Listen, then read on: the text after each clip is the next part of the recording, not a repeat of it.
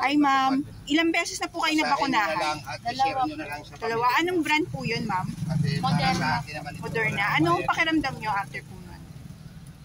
Na ano po, namamanhid yung wala namang bayad ito. Bibigay lang namin yan para alam nyo. Ang mga ilang araw po tumagal yung pamamaga niyan? Yung pakiramdam ng pamamaga?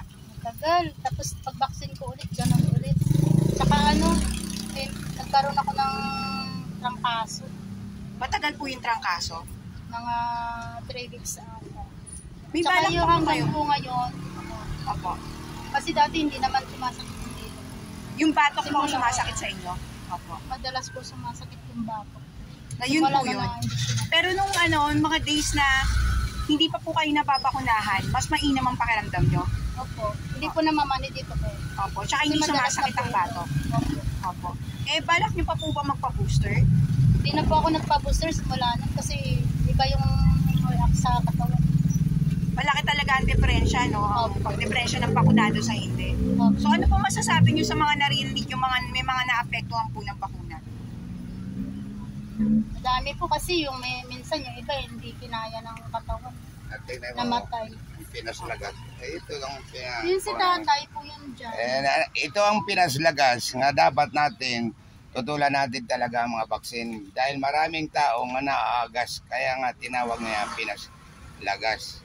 Opo. Ayan, bibigyan po kayo niya ng babasahin ganyan, ma'am. At saka ay bibigyan namin sa inyo tong flyer na to. Ito po kasi yung batas. Pinagbibigay alam sa inyo, yung 1869 na yan, ayan po yung mga provision na nakapaloob po dyan. Ipapatupad po sa atin yan, sakaling maipasa po yan, Senate Bill 1869 na yan. Ibabalik po yung lockdown at pwede din po tayong i-quarantine, no, kahit suspected lang po tayo. Matitrace po tayo kasi may SIM registration po, ma'am.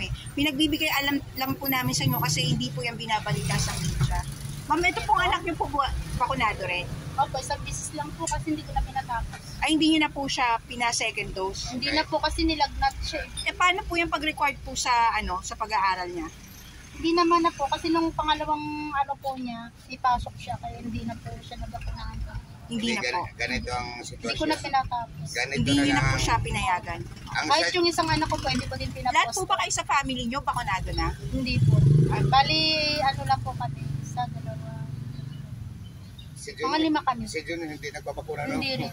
Malaking tulong po yung mga statement yung sa mga kababayan natin kasi kailangan marami si tatay po tayo. dati na driver ng Lako, yung sa Oo, si... nabakunahan yun. Kaya nga, yan Napakalawang namatay poster. Ano nangyari, ma'am?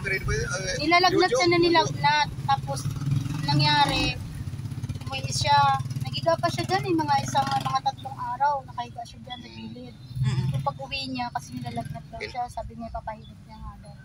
Nung mga 3 araw, nalaman na lang po patay na siya. Namatay talaga, ma'am? Opo, 3 araw siya sa bahay nila na hindi na... Ilan taon na po si tatay? 60 plus na yun si tatay. Wala. Nagpa-booster ba yun? Nagpa-booster si tatay? Oh, hindi. Second dose lang. Second dose lang. Pero talaga hindi talaga na kaya na ng katawan niya. Kasi gumawa pa nga, hinanap pa nga ako nga magpanyusan ko siya eh. Ma'am, kasi may mga kababayan po tayo na nakikipaglaban po para sa karapatang pantao nating mga Pilipino sa Senate. Ngayon, ma'am, baka gusto niyo silang pasalamatan, batiin man lang po. Sige po, ma'am. Hello po. Hello po sa inyo lahat. So, thank you nyo na lang po sila.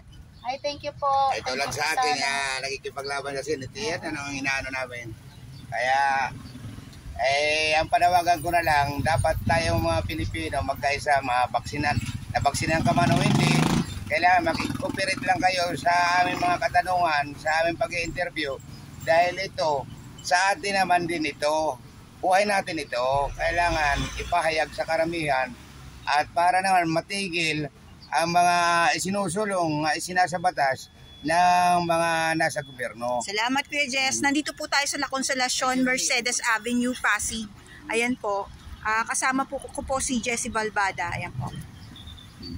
Yan po ang ating kababayan. Binabati po tayo. Salamat po, ma'am, sa inyong strong statement po. Thank you.